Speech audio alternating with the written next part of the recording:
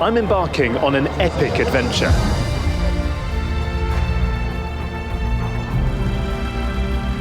From spectacular natural landscapes to the busiest cities in the world. China, a place to explore the treasures of an ancient civilization. I find this really very special indeed. A culture that has lasted for thousands of years and which continues to shape this great nation. I've really been looking forward to seeing this. And to truly understand the secrets of a country's soul, I think you need to immerse yourself in its art. Time for the journey to begin.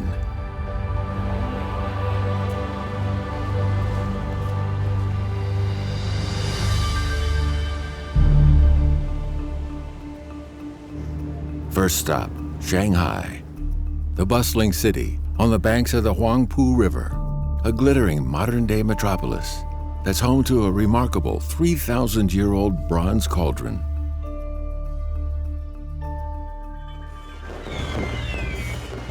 Then down to South China to join the Liao family's preparations for the annual tomb sweeping day.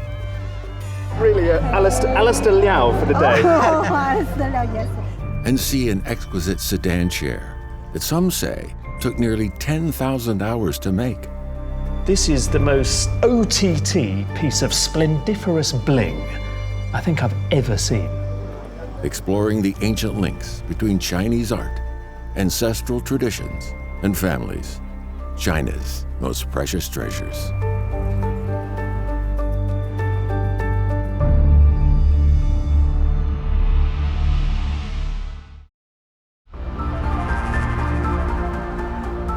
Early each year, one of the world's greatest annual migrations gets underway. 500 million Chinese city dwellers making their way home to celebrate the Chinese New Year with their families. Though the scale of this movement is a modern phenomenon, its roots buried deep in ancient Chinese history. That's pretty good. Well done, Howard. Look at that. Family life is the driving force behind many aspects of Chinese culture. But this sense of family love is not restricted to living family members. Long-dead ancestors are equally important for the Chinese. Ancestor worship, that was already a big thing in China during the Bronze Age, long before Confucius promoted it. And today, a reverence for one's ancestors, it remains of central importance to the whole Chinese concept of family life.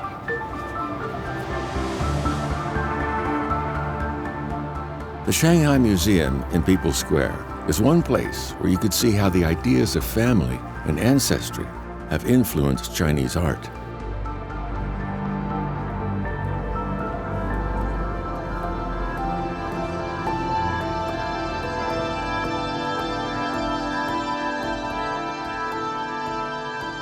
Home to more than 140,000 exquisite cultural relics, pride of place belongs to a national treasure that powerfully symbolizes this Chinese reverence for ancestors.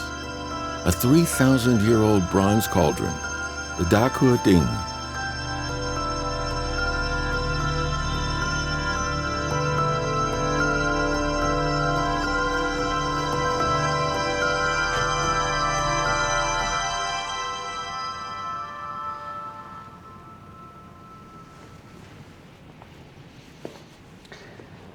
I'll tell you what's completely remarkable when you come and see this ding up close is the intricacy of the decoration, because, you know, this is a big object. It's colossal.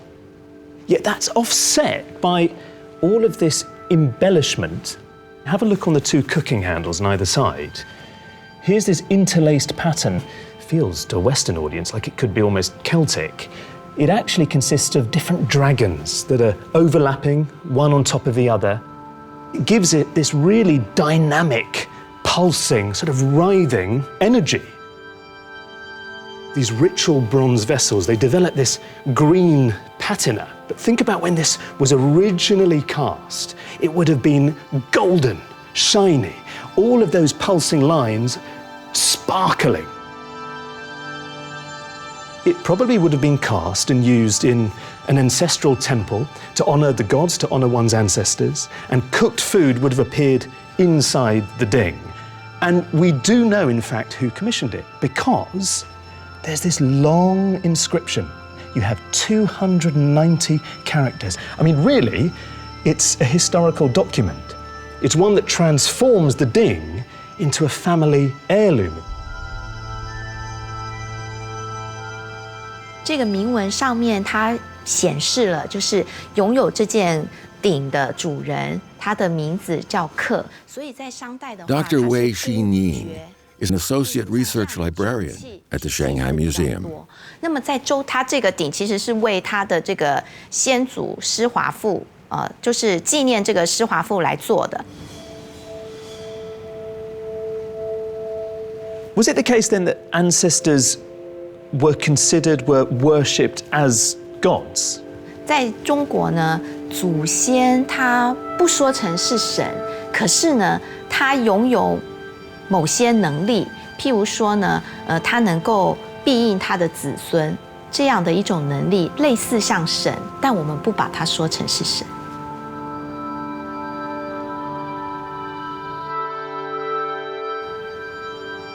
然后呢，借由这个食物的香气，这个香气飘到天上，然后就能够让这个祖先呢，然后能够降下来享用这些食物。Amazing as this work of art is, to really get a sense of the power of the spell it worked in ancient times, you have to imagine how it was when it was filled with delicious sacrifices.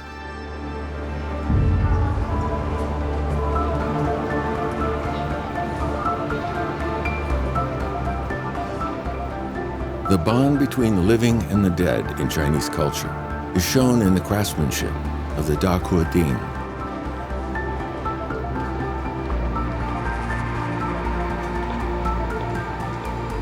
But does this ancient reverence for the ancestors remain a potent force in modern-day China?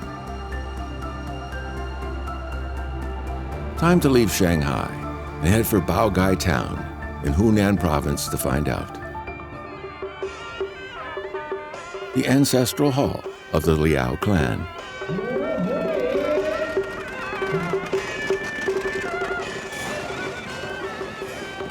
Every year, several hundred clan members come from all over the world to pay their respects to the ancestors on the tomb sweeping day.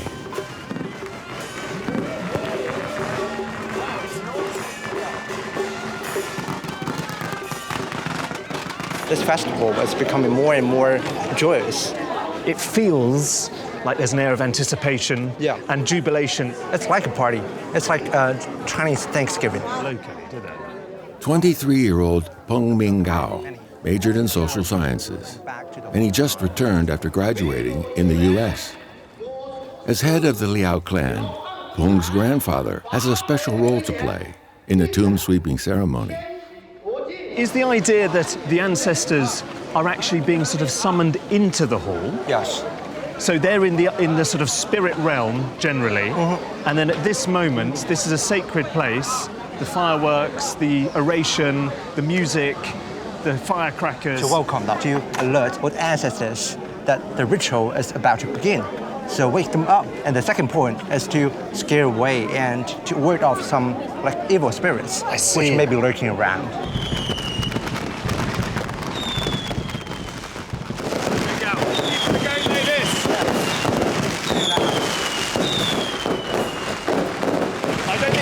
Ancestor in the afterlife that's still asleep.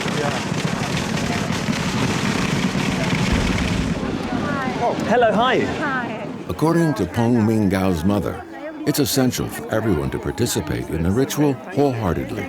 Oh, is this for me? Yeah, this is Are for you sure? I'm not really Alastair Liao for the day. Alastair Liao, yes. Thank you. Thank you.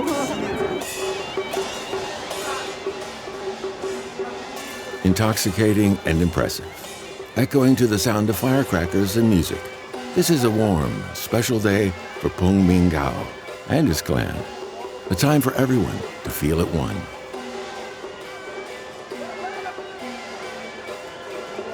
And there, right in front of the altar, is a ding, different from the round ding in the Shanghai Museum, but a ding nonetheless. I'm standing here in 2019, and there's a ding in front of the altar, the shrine to the ancestors. And a few days ago, I was with the Da Ke ding, and that was made at the start of the first millennium BC.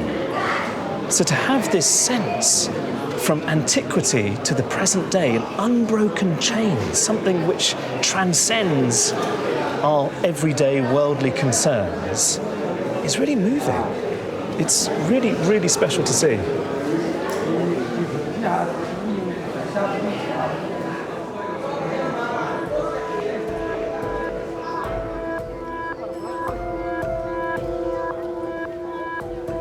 At the graves, flowers and sacrifices are offered to the deceased.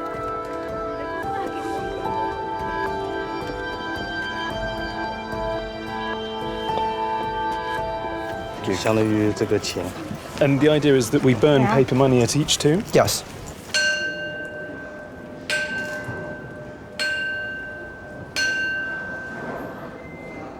Then it's time for the clan's big lunch. This is the top table, Yes. and all the food's being served. Who sits there? The spirits of ancestors. So actually we believe that ancestors will come here and join us to have lunch together. So we prepare all kinds of their favorite foods. Yes. So we're honoured to be sitting so close to the Yes. top table. Yeah, so we are blessed. Yes. Yeah. Excellent. On memorable afternoons like this, respects are paid to these spirit guests. So we can just tuck in now. Great. Yeah. But the durability of Tomb Sweeping Day doesn't rest on paying respects to the ancestors alone. Such traditions have to adapt to the changing times. For Peng Minggao's clan, there's nothing more precious than its clan's genealogy books, charting the ups and downs of the family fortunes. This is the family history. Yes, of the past 44 generations. 44 generations, gosh. Today, the names of Peng Minggao's mother and his grandmother were added to the genealogy book. This entry of my mom. Ah, that's you. Yeah, my dad. In the 800-year history of the clan, they are the first women to be recorded. He was born in 1936. The inclusion of women is something the ancestors would surely celebrate. Next up, a cultural relic of unimaginable value, a sacred ceremony, and a wedding, all of which can cast even more light There we go. on the ancient roots of China's great traditions.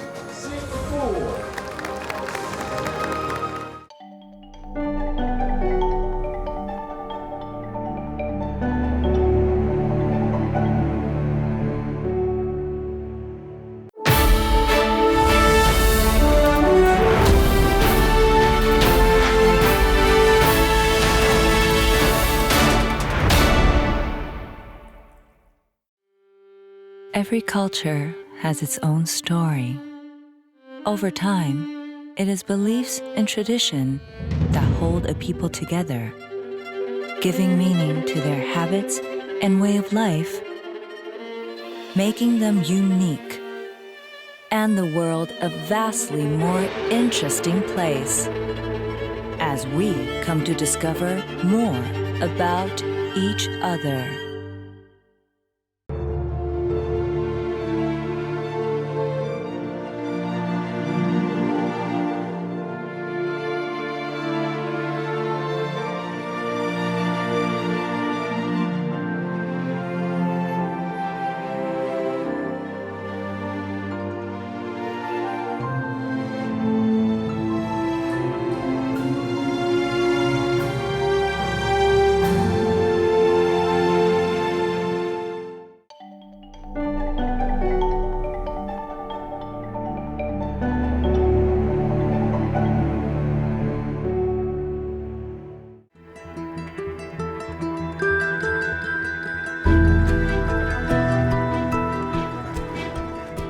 Hangzhou, eastern China, a legendary city famous for its West Lake.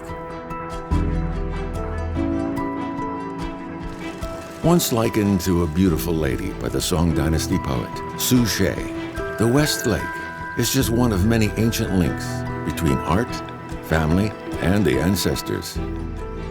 For most people, the lake adds a touch of love and romance to this popular tourist destination.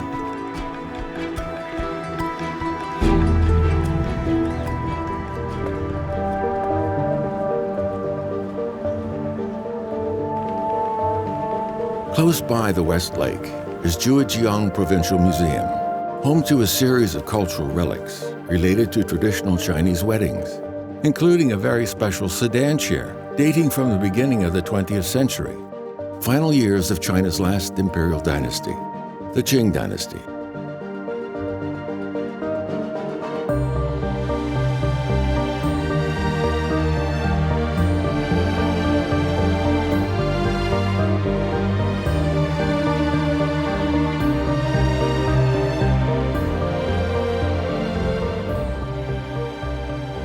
The Wanggung sedan chair is luxurious.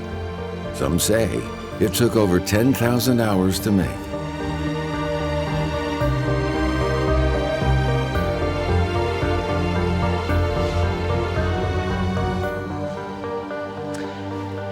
If you've ever encountered something more lavish, more luxurious than this bridal sedan chair, then I'd really like to hear about it, because for me, this is, I think, without question, the most OTT, embellished, splendiferous piece of bling I think I've ever seen.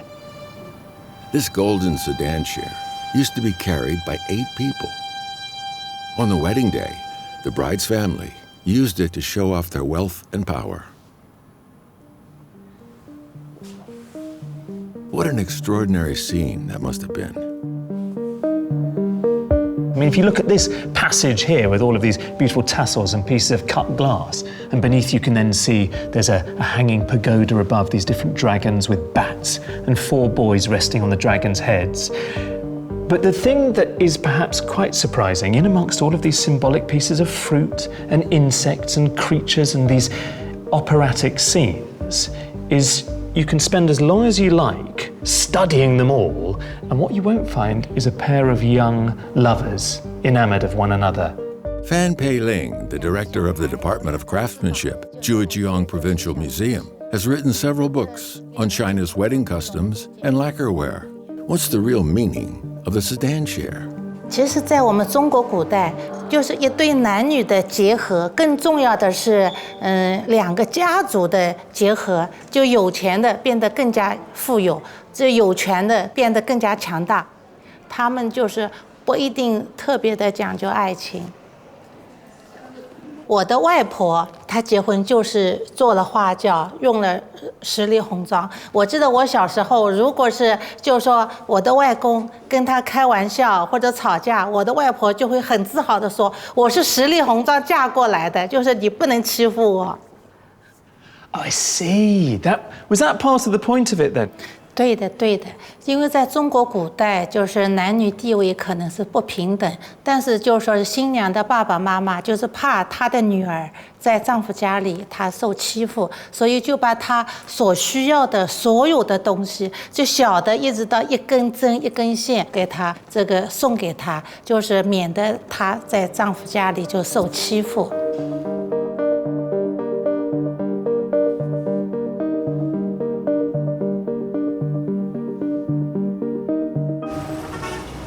Things like lavish dowries and the Wanggung sedan chair belong to the past. What about modern-day weddings? An ancient tea garden in Hangzhou is the place to find out about contemporary wedding customs.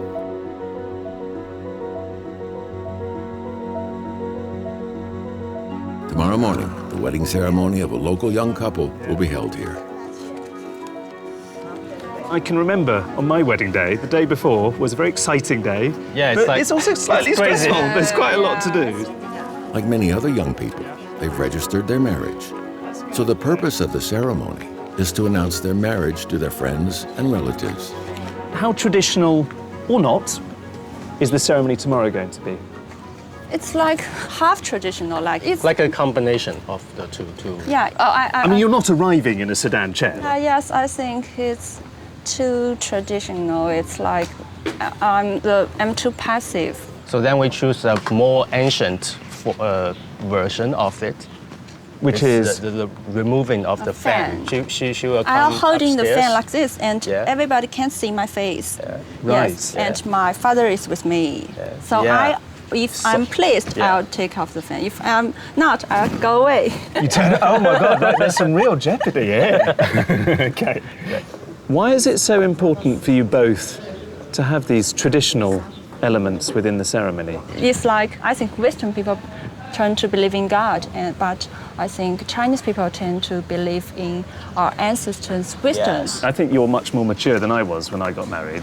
In the sense, I thought it was all about us, but it isn't. It's about the whole family. Yeah. I think family is like the most basic unit of Chinese society, and I think it's also the most important unit of Chinese society.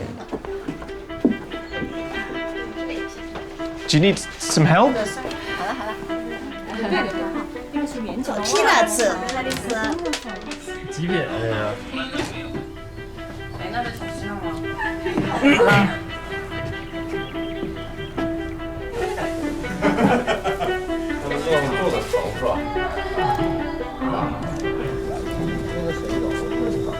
I've never been to a Chinese wedding before, and having been part of these preparations yesterday in a small way, I'm really excited now to see what the ceremony is actually like.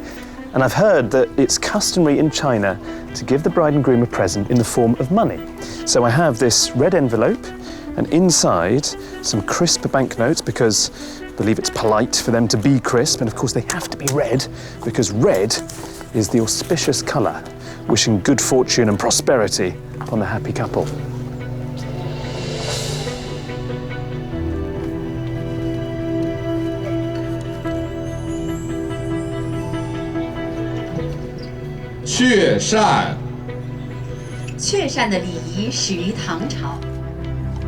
At the core of any wedding the world over is this real depth, this truth and sincerity of emotion. And the thing that fascinated me about this particular ceremony was how eclectic it was. You could call it the ultimate postmodern wedding, because Scarlett and Badger, they took this supremely stylish, pick and mix approach to all of the different traditions and customs from Chinese weddings through the ages. So I think the expectations, the pressures from society and family, they still linger, they're still present, but for this couple at least, they clearly felt free to invent new traditions of their own.